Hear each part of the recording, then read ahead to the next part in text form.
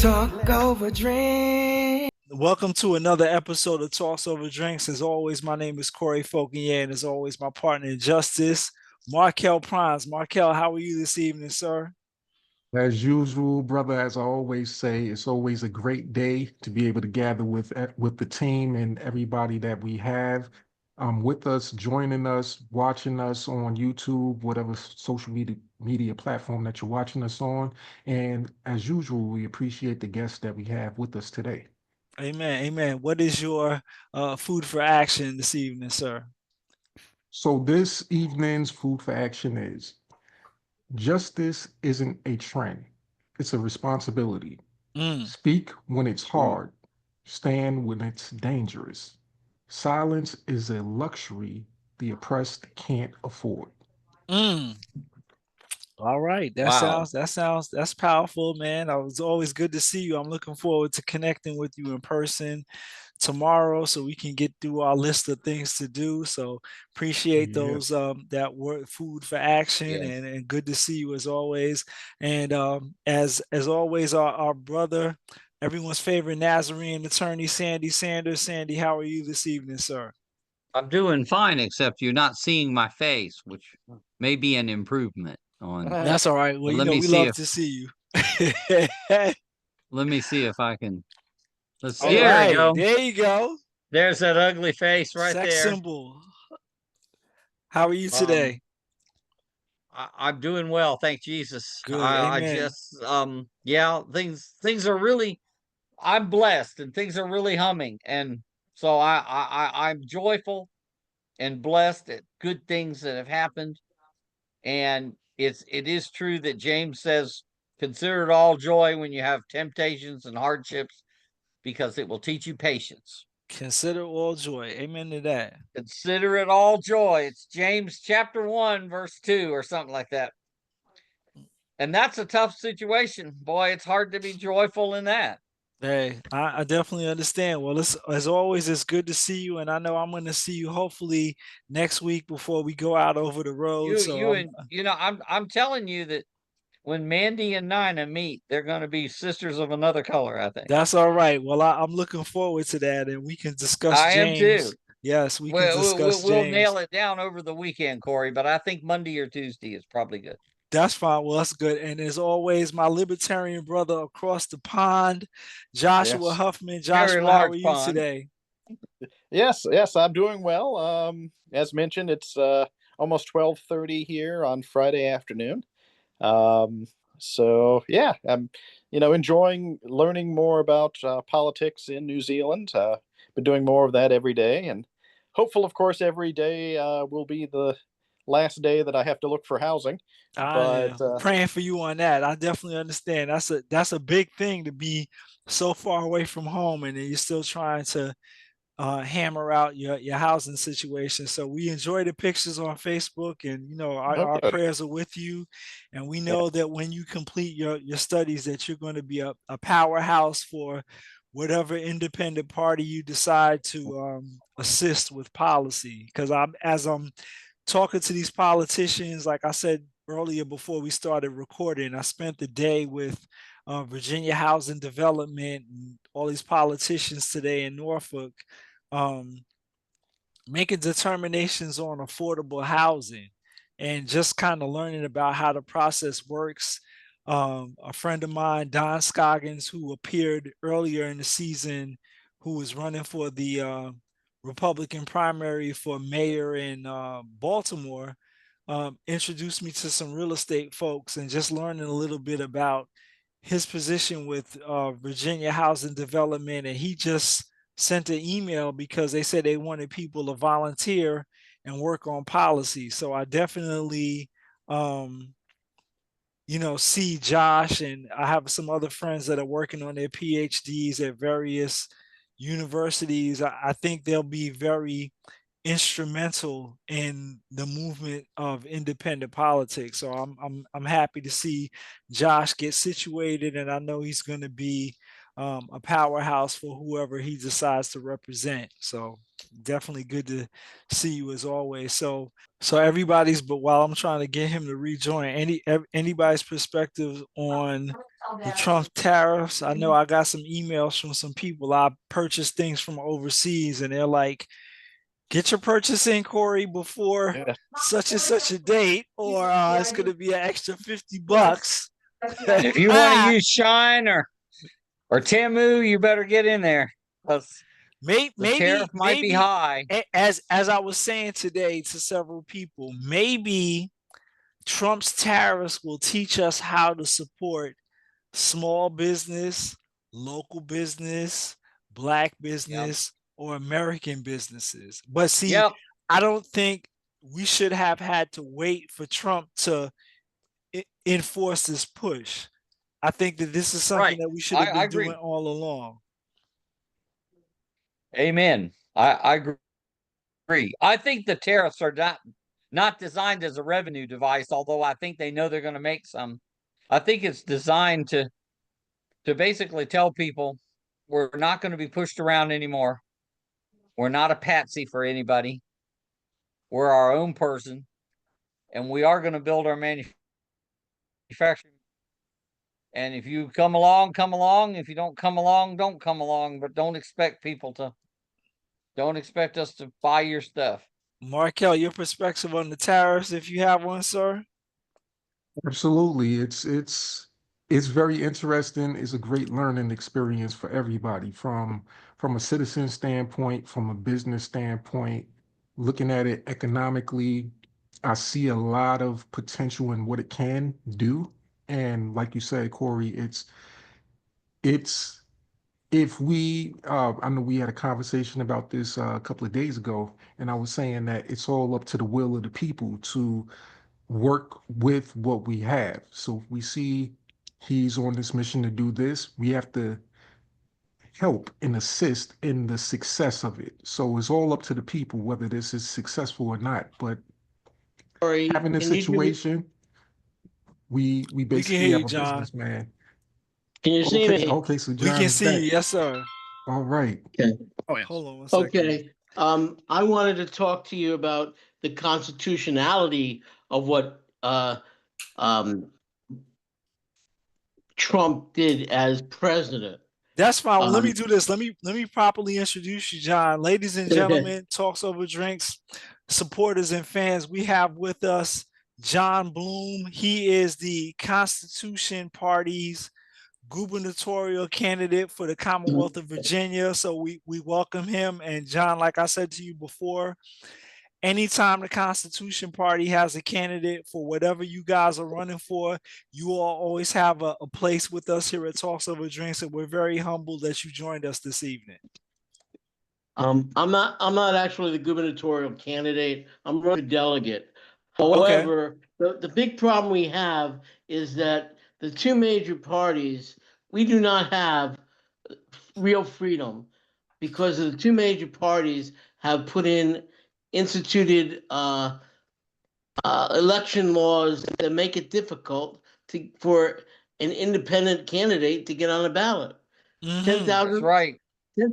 10,000 signatures statewide now instead of 5,000. Okay, and you have to have 250 signatures in every congressional district, all 11. So you have to have an organization already there instead of to try to build a party, because right. That's right. And something about the constitutionality of it. Can somebody look up and Google Constitution of the United States, Article 1, Section 8, and read the first sentence? Stand by. Legislative power shall be vested in a Congress. Yeah, but Article 1, Section 8. Yeah, Article 1, Section 8 is the enumerated powers of Congress. Yes. What's the first sentence in the Section 8? The whole sentence, or part of it, the first part of the sentence. Congress shall have enumerated powers. I better look it up because I know more about the enumerated powers, but because I'm always telling people that it is, I'm always telling people that education, for example, is not an enumerated power. Now, I've gotten a lot of weird. Article 1, Section 8 says the Congress shall have the power to lay and to collect taxes, duties, imposts, and excises. Is that what you meant? Are you saying a tariff cannot be established by the president of the United States? He doesn't have that authority, and I don't know why anybody hasn't been saying that. He does not have the authority to do what he did. Think about it. The people that our founding fathers, the last thing that they wanted was another king, and this country was formed because they opposed the taxes on them without taxation without representation, and this is the word tariff is not mentioned in that sentence, but but it's duties. It's a duty. Correct. And if anybody read that, they should be irate. He does not have that authority, and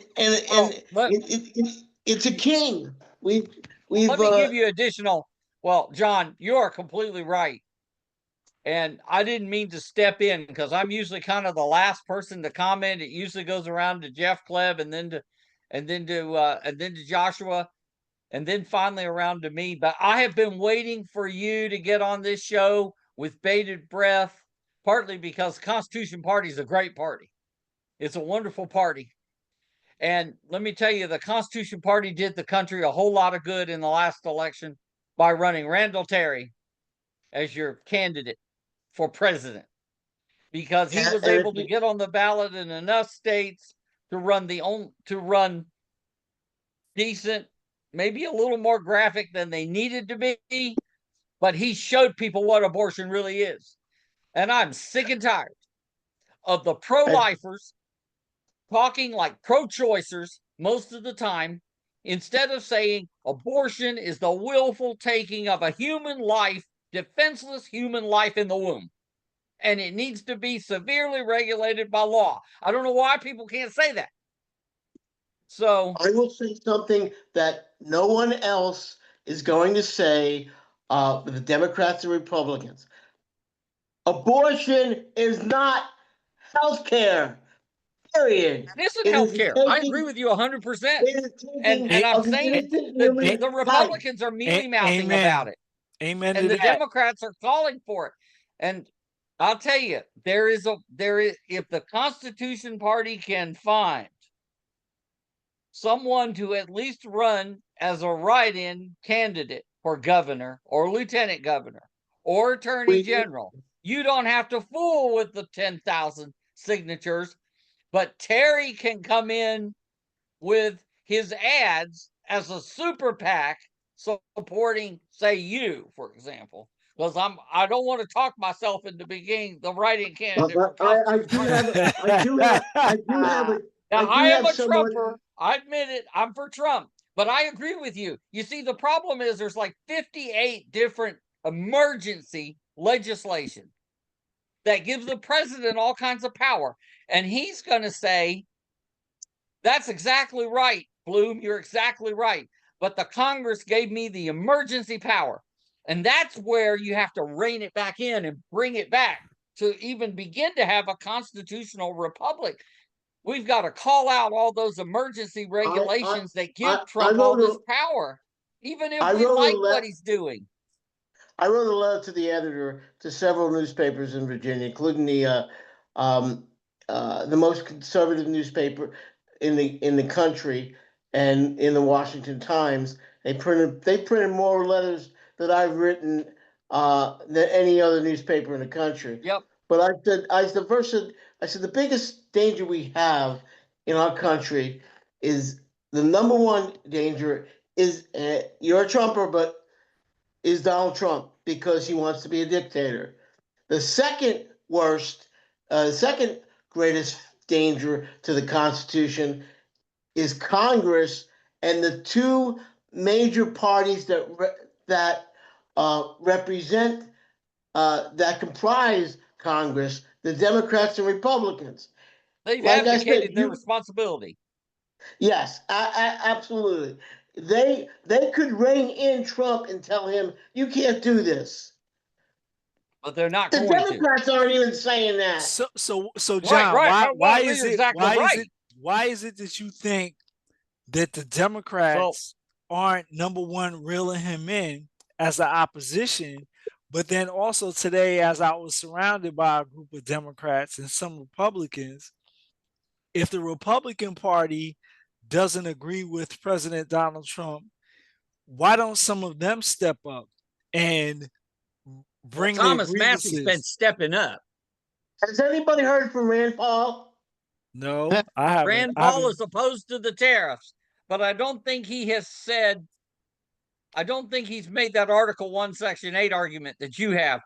But I want to beg you, John, you know Randall Terry, because I'm sure you went out to the convention when he was nominated. And we need those ads broadcast in Virginia. Actually, I didn't. There was another candidate from Virginia that I actually told to support Randall Terry. But Randall Terry, I want to tell you, he didn't want to win. He really didn't want to win. His intention. He wasn't trying to hurt Trump. Exactly. That is exactly. He wasn't trying to hurt Trump. But the point is, no, he wanted to get his anti-abortion message out there. And if you are a candidate for president in 10 states and or the District of Columbia, they have to run your ads if you pay for them. And they charge at the lowest price. Now, some of his ads were so graphic that they almost missed the point. But my point is that Randall Terry's doing something that no one else is doing. See, I've waited. I have had the 10th practically circled on my calendar. April the 10th, I'm going to talk to John Bloom. And if John Bloom will get together with Randall Terry, you all can change the politics of Virginia, because if enough people see those ads running for, say, you as the write-in, even if you don't get the 10,000, you can try to get the 10,000. If you get the 10,000, it'll be a miracle. But you can get it. It has been done. Sarvis did it, but it cost him $30,000. My point is that even a write-in candidate can Randall Terry can then set up a super PAC. He can do something like Terry 2028 or something, and then he can support you and run those ads. And the reason I want those ads run is because I want people to see what an abortion is. Though, didn't Mr. Bloom say that he's running for House of Delegates, not for governor? And therefore, that's right. Well, we got to find someone that's running for governor. I do have a candidate. He tried to get on the ballot 4 years ago. His name is T.C. Phipps. He lives in Northern Virginia in Is he pro-life? Of course. Now, let me ask this question. Well, you know what to do, John. You can get him in touch with me, and we'll talk strategy behind the scenes. I would love to do it, but I'm looking for work, and I have to deal with liberal lawyers all the time and liberal judges, and I'm just not in a position. I'm just not in a position to get out there, but I can do something behind the scenes. I realize this is a recorded podcast. I really don't care. We need that voice. The deadline to get candidate on the ballot for independent is the same as the primary day. Which is what day? If I would run, I would run for lieutenant governor. The reason being is because you can get Republicans and Democrats to say, well, if a Republican wins, a Democrat saying Republican wins, we have a check against the Republican. But I will tell you this, John. So in a recent email from the VCDL definitely was not happy with the AG candidate. They felt like he was lukewarm. So You're I talking agree. about the errors? I'm a Yes. lawyer to run for AG. Hey, well, I- Sandy, that's you. Since we're being gangster. I want to tell you something. I want to tell you I'm out of something else. Compton. I want to tell you something else about. I want to tell you something else about the AG. I talked to both. I was discriminated against as a white guy. It happens. I It sure complained. enough does. I And I know complained. a group that stands up for that situation. It's the legal Okay, insurrection. listen to what I'm going to tell you. Okay, I I was discriminated against and forced to do a job. A black woman who everyone in the entire division knew was a work avoidance. Okay, I sent a message requesting a meeting to discuss a transfer. Okay, I had that meeting. I was denied the transfer. They took words from my message sent to two people to get, and that somehow that message got a hold of the person I mentioned, didn't mention her name in that message, entire thread, got a hold of it and put a complaint against me for disrespect to a coworker. Well, Harassment. Yeah. yeah, I see yeah, where this is coming. and here's the kicker. I filed a complaint with EEOC for discrimination, and I didn't Yeah. after And the appeal. retaliation. You should have. After the appeal, I found out that they submitted a fraudulent document to the EEOC where if you give me your email address, I'll show it. Actually, I think I sent that to Corey in my federal lawsuit. They're trying their best to try to not even give me my day in court because it's obvious what they did. This one woman this black woman signed a letter dated May 16th. Okay, it was crossed off and initialed not by the person who who signed it, but by the supervisor to April 16th because the letter in itself was a letter for suspension that wasn't supposed to happen until April 27th to May 3rd. So if you're going to sign a letter for a suspension, you're not going to date it 2 weeks after the suspension date. But I can't get in the court, and they submitted a motion to dismiss saying that the Eastern District of Virginia didn't have jurisdiction when they violated a federal law,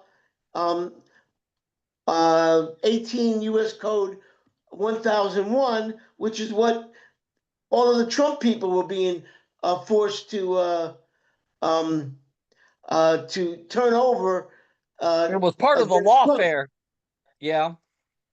Yeah, and That's and I've right. been trying to. I forced to get a lawsuit, and now I'm trying to get to court, and I was denied an opportunity to in EEOC because they submitted a fraudulent document to make it look like I was treated fairly, and you're talking to a guy. I'm not from Virginia. I'm originally from New York. I had in high school. I had a lab partner. Happened to be a black man. Okay, and I worked with Asian. I mean, discrimination is something I just is it's foreign to me, and to be attacked like this makes it's like I need to get to court so I can expose these people. Oh yeah, by the way, the person most responsible, her name was Diana Wolfson, the Norfolk Naval Shipyard commander, who her command submitted this fraudulent document to the EEOC, and they tried to do everything they could to shut me up. You know why? They promoted her to Rear Admiral. That's what this was all about, to silence me. And, but, when it comes to the Constitution, we need to get people to read it. Like I said, you read Right. Article 1, Section 8. It's pretty clear the president doesn't have that authority. And why? Right. I sent letters to the editor, and it's like, why aren't they mentioning this? He does not have that authority. The average person, John, does not have a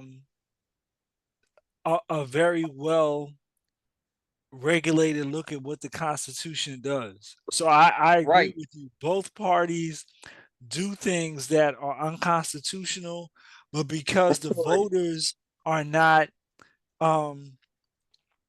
reading the Constitution, understanding the Constitution, and questioning the Constitution, that's kind of why we have the problems that we're having. The Constitution never gets questioned. It's the people that need to be questioned about the constitutional authority. Like I said, it's pretty clear, Article 1, Section 8, the president doesn't have this authority, and this has been going on for a week. And has anybody said that?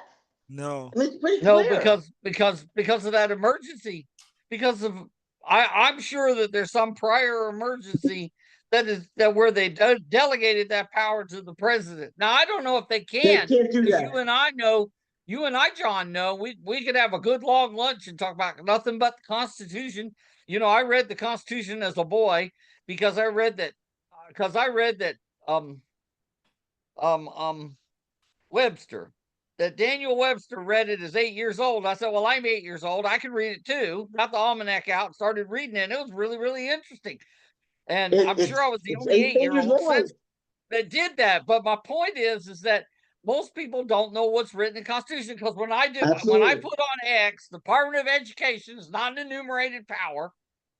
People wanted to say stuff about me as a lawyer, that I was a dumb lawyer. Somebody said, well, Congress passes laws all the time. And I said, yeah, and that doesn't make them constitutional just because they pass them. And, find me an enumerated power that says education is an enumerated power. It's not. It's simply not. It should never have been enacted. And Trump is right to try to start to get rid of it. But he can't completely get rid of it. You're right. Without Congress has to help him. Congress has to help him get rid of it. And the Congress Libertarians cannot pass talk about the same thing, but they get bent around the axle about abolishing Social Security and all kinds of weird ideas that are just, no one's going to listen to them. They're going to scare people. So somebody's got to stand up, John, and I appreciate you writing the letters and everything, because you're bringing up an important point, because I wondered the same thing about the tariffs, but I figure that's what the situation is. And the problem is that someday we're going to have a Democrat king, and the Democrats are going to control Congress, and I'm telling you, the globalists will celebrate, because they'll have America right where they want them. In that letter, guess what else I also mentioned? Okay. What? Adam Smith. Yeah. The wealth of nations. Mm-hmm. Trump is saying, oh, these countries can come home. Well, guess what? If they come back to the United States, they got to build factories. They got to move their plants and production back here. That's going to increase the cost as well. So sure. So without doubt. That's good. And it's like I in that letter I mentioned about somebody give him Adam Smith's A Wealth of Nations, because who said that quote earlier before I got knocked out, my computer crashed on me, about that quote about starting off about doing things to that's probably Markel. Yeah. Okay. Well, I consider myself an Edmund Burke conservative. And what I mean by that, all that is necessary for evil men or women to triumph is for good men or women to do nothing. I And understood. that right now is where we stand. We have one guy who is taken congressional authority. And by the way, the Congress, without an amendment in the Constitution, cannot abdicate their congressional responsibility to the president. Period. Let me ask They you this, cannot do John. that. So just to get it clear for our viewers, what political office in the Commonwealth of Virginia are you currently running for? I'm going to run against Ms. Hammonds Shelley Hammonds for state delegate. I really would. Okay. In 2 more years, the entire legislature will be up for grabs. And That and is- what office is Miss Hammonds? What district for House of Delegates are you running for? I think I'm 27. I think it's Yes. District 27. And You where's that only need located? 125 signatures. You could get on the ballot, John. And then, Yes, that I'm doing that. Okay. And Yeah, I'm yeah, not yeah. worried about. I'm not worried about that. If I can, like I said, if I can get somehow a miracle would occur and I would get on the ballot for like I said, lieutenant governor, because you can make the argument for Republicans. Well, if a Democrat Right. gets elected, you have a check against the Democrat. The Democrats say if you get a Republican, you have a check against the Republicans, and Yes. you can and to get Well- in Virginia, you need 10,000 signatures on the Sure. to get on the ballot. Then you need, get this, 10% of the vote to become a fully fledged party. Political party. That's right. It's And I clearly, in believe- my view, unconstitutional, and somebody needs to challenge it. Maybe it's you, or maybe it's your friend who is thinking about running for governor, or whoever wants to run for attorney general. I mean, I'm a little bit mad at the present incumbent because of how he treated James Madison. You don't write Mother May I letters to the NCAA. You do something about it. But my point is that it is what it is. The somebody's going to have to come in and change it. The good news is Dave LaRock now realizes the ballot access problem acutely. And I've already communicated. I haven't heard back yet, Corey. I've already communicated with Dave LaRock. I've also communicated with Joshua Cole. Now, he's a liberal Democrat, but he came up with an idea that was really sound. And it's electronic signatures instead of regular signatures. Because it's a whole lot easier to collect electronic signatures. You remember those emails, Corey? I sent them to you. They do that in Arizona. Arizona has the ability to have electronic signatures, and it's a lot easier for the third parties to. If we get Dave LaRock from the right, and Joshua Cole from the left to come together, something might get done. And we might get the signatures lowered or electronically done or whatever. Here's the thing why we must have alternative, and thank you for not using the word third party, Corey, by using the word alternative party. That alternative party is far better. But we must have you cannot gerrymander with more than two parties. This is power sharing at its worst. They take a look at the map. I give you an example. I think it's the 4th legislative district. About 10 years ago, it was gerrymandered for Republicans to win the district. Okay, then they had a lawsuit and it got redistricted again. Then it became gerrymandered for Democrats. You must have an alternative party to getting elected with 40% of the vote. Abraham Lincoln, there were 5 political parties. He did not have 50% of the 39%. He was the lowest one to ever win the presidency. Had the lowest percentage to win the presidency. 49%. And also, No, 39. he wasn't 39. He also was not on the ballot in every state of the union either. Right. Because a lot of people didn't vote for him anyway. Some of the southern states didn't have him on the ballot. So all the arguments Right. for a third This was party Lincoln. or for an alternative party. Yeah, are Lincoln the first time. Go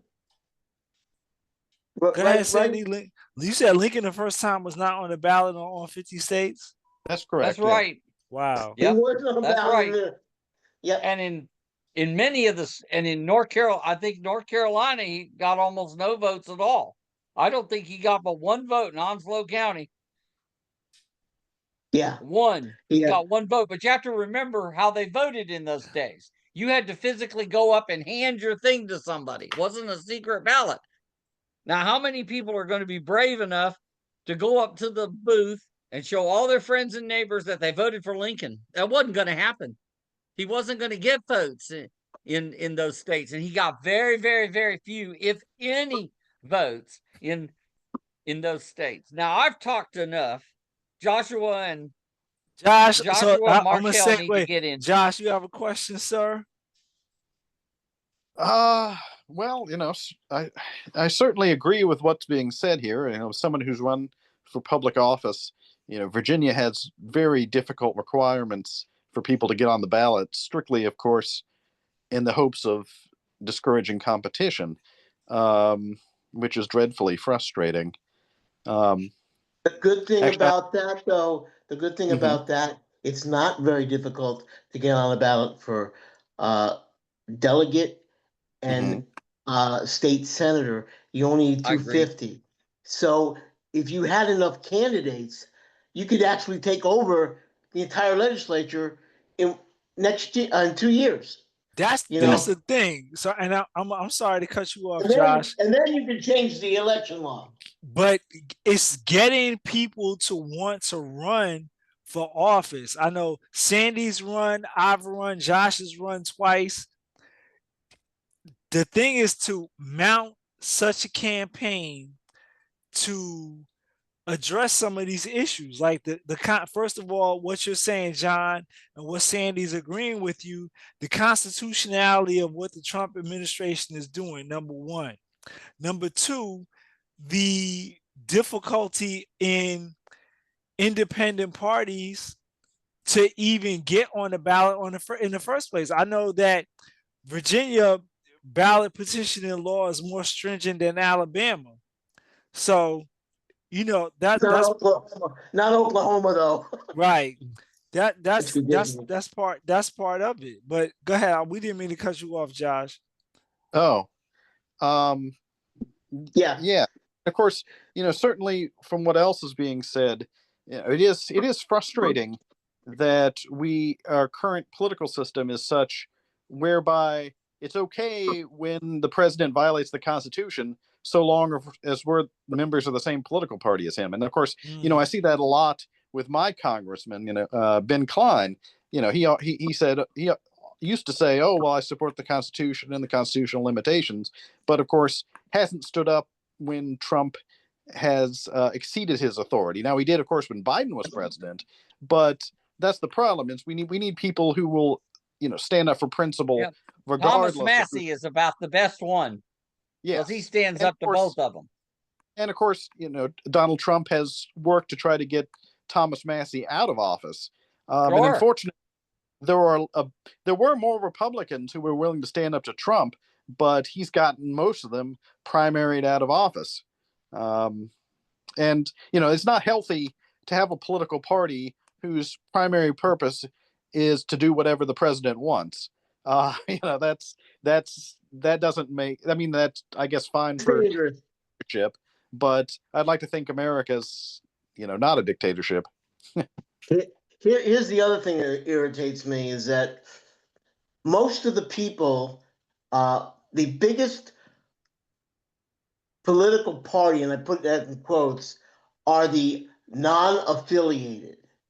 They dwarf over I don't think the Democrats and Republicans combined exceed the number of people that do not consider themselves affiliated with either party. But yet, each and every time they go and vote for one or the other. And So it's like, most of the time, that's the only choice they have. but no, what makes you think, John, people do that? Why do people continue to just vote for the lesser of two evils instead of trying to connect with other like-minded Virginians and work towards getting somebody that's running on the political policy issues that they want to see changed in their community? Most, first of all, most alternative parties support the rank choice voting. Right. Because that way you can vote for the first person and the second person, I call it, you answer to your question about why do they do that.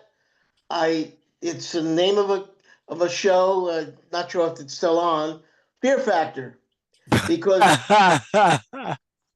both the Republicans and Democrats try to say, oh my God, if you elect him or you elect her, the whole world's going to fall apart. Mm-hmm. And And they have to vote for think one or about the it. other I'll that put it this wins. way: what happens? What happens when a convicted felon runs against a unapologetic socialist? Well, you get the Right. 2024. Yeah. Who wins? Well, The yeah. the felon. The felon won Well, because that was the I choice. voted for the felon. I wasn't crazy about it, but I had I to vote- because I vo- the other side is I- wicked. It's I wrote it. unrighteous. I wrote in Randall Terry. Okay, in Virginia. Okay, I ain't well, even mad at that. Yeah. We definitely not mad at that. Let me ask Markel, you have a question for Mr. Bloom? Yep. Question. Not really a question. I'm listening and I'm trying to think of a question itself. But the one thing that comes to my mind is I keep thinking checkmate. From what I see is what I've always seen. And it seems like it's constantly the same conversation. And when I look at the political situation that we're in with the Right. type of president that we have, whether Right. it's what he's doing good or bad, I see somebody who came from the outside, who infiltrated, so to speak, a system and has come in and totally dominated it. And the people within that system is now all they can do is just complain about it and talk about the problems. It reminds me of something else. It reminds me of history repeating with a select group of people who went through struggles and had different things happen, and then the story just became the story of back and forth, what's going wrong, how all the struggle, the problems. And now when it comes to this political situation, it's more of a conversation of how do we keep the other person out? How do we stay in power? Is really the only question I would have would be about what really affects the people themselves, like the community, like what is the answer for the everyday person? But I don't think that the majority of politicians anywhere in any capacity now has the energy to discuss anything other than how do we maintain power or how do we get him out of power if you want the opposite side. That's just the Wow. discussion with everybody now. So he's running over top.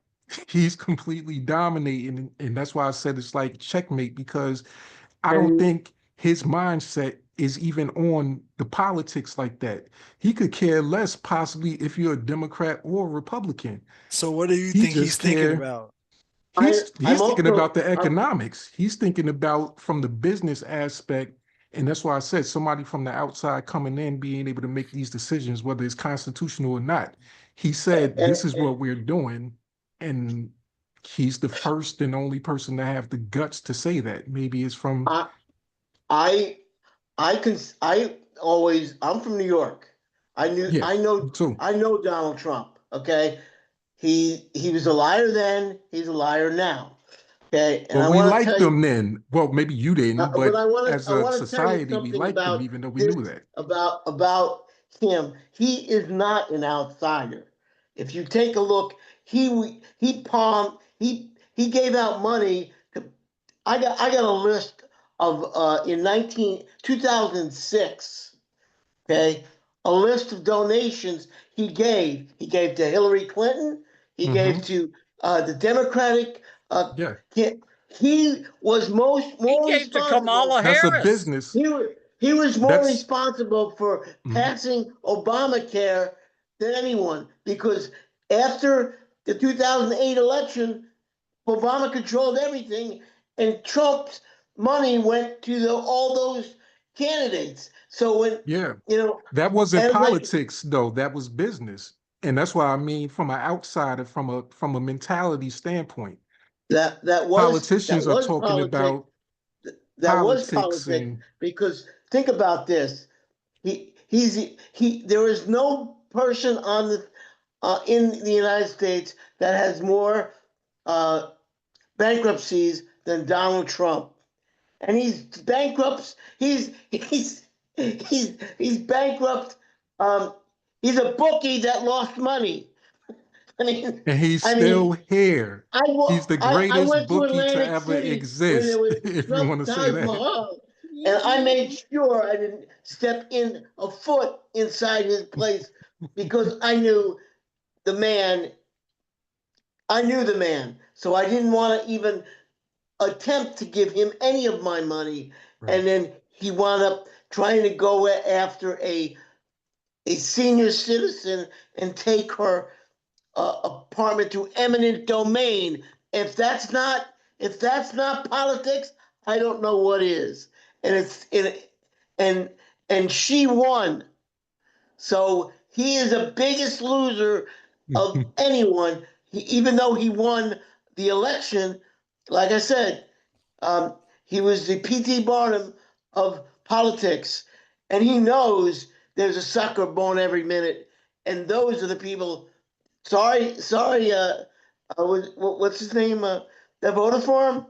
Sorry, Sandy. but Sandy, I voted for him yeah, too. yeah, yeah. He's a sucker born every minute. I didn't vote for him for many reasons, and that was one of them. And Well, this yes. tariff thing is another one, because it's so unconstitutional. It's so obvious. Like I said, you read the first sentence. He Yeah, can't do what he did. it's a lot going on there. And that's why me personally, I look and I laugh at it because I could see it from those angles. And like you said, being from New York, I say to people all the time, I say, what do you expect? I say to him as a joke, he's a Queens guy. I say, I'm from Queens or whatever. I say, in a certain way, we look at certain things like that. And, I'm not going to be up here, act all like, if somebody back in the day was going to try to take advantage of somebody and you saw that happening, and you be like, okay, well, this is what's about to happen. You just watching and peeping the scene, and you see one of your people or somebody you don't know about to do something, it just goes down. Let's just keep it real. Well, depending on where you're from or how you look at things, of course, is going to be your perspective on what's going on. But I see somebody doing something that I know that I've seen being done, and I Before, understand the game. oh, I understand his game, so I can't be mad at him because I see what he's doing. And my only thing is knowing what he's doing. Once again, it's on us as people. I did a post earlier today, and I do this often, and I say that we can all see the same picture, but everybody could see something different in that picture. Now, right. what I see in this picture is this man has made a decision to do this, put this particular tactic that, if done correctly, which requires us to do what Corey said, look at our spending habits, our adjustments. If we are able to make the adjustment better than every other country that's being affected by the tariffs that might have to impose counter tariffs, their people is going to have to look at it the same. Just like Trump said in one of his recent conferences, he said he meets with these people, the leaders, and he says to them, this is what I'm going to do. And they say, well, that's not right, or they don't like it. But he's like, well, you got to do what you got to do for your people too. And he said he understands that. He understands they have to do what they got to do. And he's not mad at it because it's business. He looks Well, at it in a way of business. And with this, we gotta roll with business and be a cog in the machine, so to speak. Or if you're gonna be a defective cog, then you break the machine. You're gonna be a defective cog, and that's what I was talking to members of Norfolk City Council today, who were saying, "Oh, we're upset about the president." I'm like, I got the emails from businesses that I support overseas. They emailed me to say, starting on such and such a date, you're going to pay an extra X amount of dollars to pay for something. So my thing is this, and I know that Josh and I have had conversations about this in the recent past. If there's a local business, whether it's minority owned, Black owned, female owned, locally owned, Virginia owned, why am I doing business with somebody outside of my Commonwealth? It doesn't need to be rocket science that you need to support somebody in your community. So now what I feel like the Trump tariffs are doing is the prices for the cheap stuff we buy is going up. So now I'm expecting a whole lot of other people to start investigating what locally owned businesses they can patronize, because you're going to pay anyway. Are you going to pay for it to come from China? Or are you going to pay for it to come from Norfolk to Richmond or Harrisonburg to Virginia Beach? It should be a no-brainer, in my opinion, that you support something that's close to home. The fact that you don't want to support what's close to home, to me, is mind-boggling. And it doesn't matter to me what the orange man is doing, because you should already have another plan in effect. The problem is the average American has no other plan in effect because they want to buy that cheap shit from China. So now they're pissed because he put the tariffs on China imported goods, and the cheap shit that should have cost you $20 now cost you $100. But if you're doing business with people in your immediate community or even in the United States, you're not going to have that problem. So the question is, how are people going to adjust themselves? And people adjust, as we always talk about here, want to do what they want to do. So they're going to pay the extra $50, $60, or $75 to get it imported from China, then looking to do business with somebody in their local area who especially needs the money more than the multinational. And I'm gonna give you all my Walmart issue. As a truck driver, I utilize Walmart's shopping and delivery service because I can't drag a 53-foot trailer into a Walmart parking lot. I went to 5 states. Every single state had somebody that called me and they asked me, "Hable Espanol?" No, I don't speak Spanish. And it's no disrespect for anybody immigrating to the United States, because my family's from Trinidad. So I get it. But if you come here and you want to work here, you need to speak our language. So now I'm using Google Voice to try to communicate with somebody that can't speak English, right?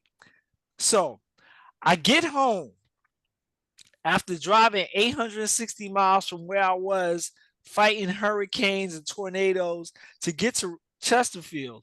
I get to Chesterfield. The person takes a picture of the delivery, but they delivered my groceries to somebody else's porch. So now not only do I have a problem with Walmart because you have all these non-English speaking people who can't communicate with me. I asked for a delivery from the Chester Walmart to Chesterfield, which is 10 minutes.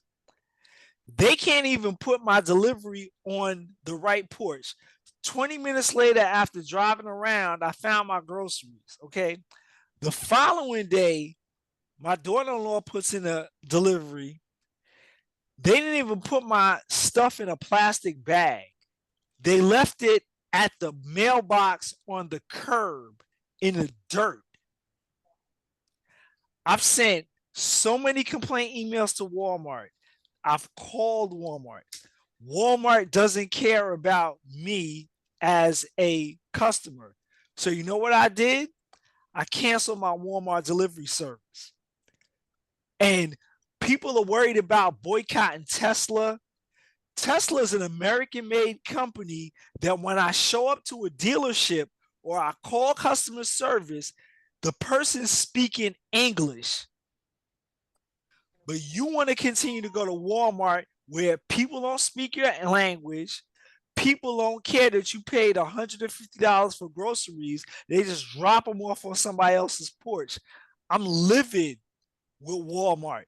So, Hey, Corey. Yes, sir. Corey, you just did a great reason why people would rather go to and get stuff imported outside of their area. And also, if you want good wine, do you go to Taylor Wines or do you go to some of the French wine wineries that import their stuff here? Somebody mentioned about coffee. Like, we can't grow coffee beans here. We just can't. So what do you do with those that you can't? I'm gonna tell you, John. I don't know because I don't drink coffee. I drink whiskey, But and whiskey comes from Kentucky. So as far as I'm concerned, Screw the coffee. Y'all can drink coffee in the morning. And I during drink Prohibition, whiskey. it came from Canada. Nah, my whiskey came from Canada. Let me tell you about my whiskey. So Markel is gonna start laughing because I get my dose of mainstream media from Lester Holt on NBC. And a couple weeks ago with the Trump tariffs, he interviewed a black whiskey company out of Kentucky called Bro Brothers. In Virginia, you get a stamp, and once you put that stamp on, you can only sell it within the Commonwealth of Virginia. So they had a whole warehouse full of whiskey with the stamp to go to Canada. And since the Canadians were like not taking American spirits, this distillery was stuck with a warehouse full of whiskey. I looked them up. I found them. They delivered whiskey to the ABC stores in Virginia. I've been home for about a week. I've bought 3 bottles of this black whiskey from Kentucky. That's what I'm drinking. I don't drink coffee. It is what it is. People drink coffee. If that's what y'all do, that's what y'all do. But as far as I'm concerned, I stopped buying the whiskey I was buying because it came from Canada, and I buy the black whiskey from Louisville, Kentucky. That's what I do, because not only did I see their story, I understand their plight, but these are local business people within the United States. So that's who I choose to support. If you're upset because my thing is this, John, maybe you'll pay an extra $50 for coffee from Mexico. If that's what you want to do, so be it. But I feel like it needs to be America first, because that's where we are. And if we can't respect that fact and you want to do things elsewhere or you want to do things differently, then pay the price and you get what you get. But I understand what's going on. And like I said to folks today in Norfolk, we supposed to be supporting our own people. And one person put it about the automobiles that we make in the United States, make in the United States, a lot of the parts come from Right. China or some other place. So the price of everything is going to go up, you know. And if you like inflation, you'll like tariffs. I hate And John, inflation, and tariffs is something I don't like. and John, and I understand completely what you mean and what you're getting at. And I think in one of our previous episodes, I discussed the idea or the concept of equilibrium, yin and yang, or looking at the basis of how everything works, looking at the earth. There's every place on earth doesn't have the same minerals.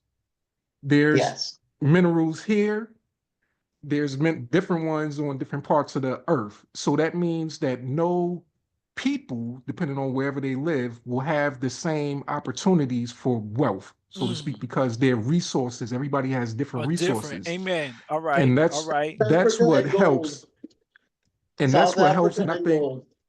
right. And I think it goes so deep. It goes into I'm not into biblical studies like that, but I think that everything is tied in together. It ties back into the Bible, really. Just thinking about biblical studies and how things work. An equilibrium, a balance. If you have all the resources in one place, let's say the US, if we were able to build everything and do everything, we would be the most hated country on the planet, because it would be like, okay, they're the ones with all the resources, then they really are the kings or whatever, so to speak, where everybody else is the lesser. So there has to be a sense of equilibrium and balance so that there's a possibility to even make tariffs and things like this even possible. If there was no balance like that, tariffs and things like that wouldn't even have an effect. So I look at things as far as it's a necessary thing that we're going through right now. And it's for us to all learn from it and learn how nature works in a way, because we have to get back to nature really, because that's the basis of how everything works. So if we can look at the basic principles of the world, then we can see how things are going. We can't be the all powerful. We can't make and produce everything because we don't have all the resources. But we do have somebody in office that seems like he want to go back to conquering stuff. So you want to take over and start taking over this country, that country, and claiming territories for the purposes of getting the minerals and stuff. It seems like in a way he might want to go back to those type of days where we, conquering and doing that kind of stuff. But unless we're doing that, these tariff things, it's a way of trying to balance out things. And if he's smart enough, which I don't know if he's that smart, I don't know if his intelligence, but like I said, if you're smart enough, you can make it work, being able to balance out, okay, they have the minerals for this, so now I got to think strategic. This is chess. I need this from over here, so that's why what he said, he did a pause on how many countries for the tariffs. What resources do those countries have? What is he looking for from them that he gave them a pause and then raised China's tariffs up to this, that, and the third? So I'm not sure if his intelligence, but if he's smarter than what we think he is or want to give him credit for, then this will be something that people are going to be kicking themselves years down the line saying either, damn, he was a genius, or we were right, or whatever. So it's yet to be seen. And the bottom line is, this question should be: who pays tariffs? Who really pays the tariffs? If you think Trump believes that China does, or whoever the country that imposes the tariffs on are the ones that pay the price. No, it's Americans. You are taxing Americans. That is why our founding fathers didn't want a king who could impose this country was founded by taxation without representation, and that's exactly what he's doing. And we have to understand that in this country, we have the freedom to, you're right, to choose where we're going to spend our money. Okay. There are a lot of people that can't afford a 10% increase on anything. Amen. There were so many places there where I thought this was really bad, but they pay paycheck loans. I mean, to Amen. get them the next paycheck, Yep. and then they can take another loan to make them the next paycheck, and that's wrong, and that'll just put you in debt, A and you can't perpetual get out of it. cycle. Amen. You're right with that. Well, I'm gonna ask Josh, any closing questions, sir? Well, certainly agree with Mr. Bloom, of course, that, tariffs are primarily borne by the American taxpayer, not by foreign countries. And, we shouldn't, as I've said, we should not have a government that picks winners and losers in anything, whether it be, well, these certain political parties get benefits and rights that others don't, nor should certain companies get benefits and rights. Right. Yeah. Just because.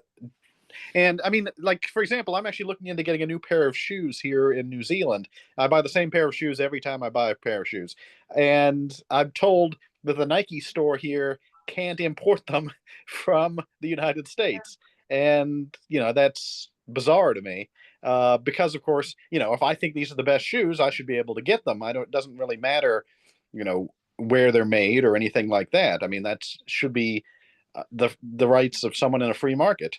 And so, yeah, I would just say that we should be striving for as much freedom for people as possible in all spheres of life, political, economic, what have you. Amen. Markel, your last thoughts, sir? Yeah, I think I said enough. So, yeah. But yeah, just in closing, we all just need to look at the situation, keep paying attention, once again, learn from it and see how we can, use the information to benefit our own economy, our personal economy, because everything boils down to different levels. You have your own personal at home economy, you might have your own local town, then you have your state, then you have your country, and then you have your continent, if we want to take it that far, and it goes beyond. So learn how to focus on the basics, get what you need to get right, and just pay attention to what's going on, so that the way things are drastically moving so fast now, you don't want to be caught by surprise. I did a post earlier today talking about the crypto, and for example, Doge is one crypto that I look at. I don't have time to focus on them all, but I decided, okay, I want to focus on the Doge. So today alone, of course, it went up 16%. So all of these things are stuff that you have to pay attention to. Decisions are being made and they're being taken back. And the one thing that I hate to hear is when I look online, I see people complain about stuff and they give the solution to what they're complaining about, but they give it in a way as though it doesn't apply to them. And what I mean is this: people will say he's doing this and that to affect the economy, to crash the stock market so that the millionaires and billionaires could buy it up, and then when it goes up, they can get rich. Okay. If you know that, they also add to that statement, while the rest of us are out here struggling and can't make a way to get ahead. Well, you just mentioned the solution in it. So why can't those people take some of their money and learn from what's going on? You invest your money too. You do what the millionaires and billionaires. Because they don't want to do that. They rather They complain. want to whine about they it, wanna but not do whine. anything. They either want to whine about it or they want to consume, and they just want to consume, but they don't want to, because to be entrepreneur, like Markel, with your business ventures, you have to take something and invest it. And not everybody's built to do that. As me and my family are investing to, continue in this tractor trailer logistics game. It's a very expensive game. So unless you want to, the rainy day is coming. As I've learned from you and Travis and Kerwin about things, do you save to invest for the rainy day, or do you just splurge on, we're going to use Josh's example, to get the new pair of sneakers?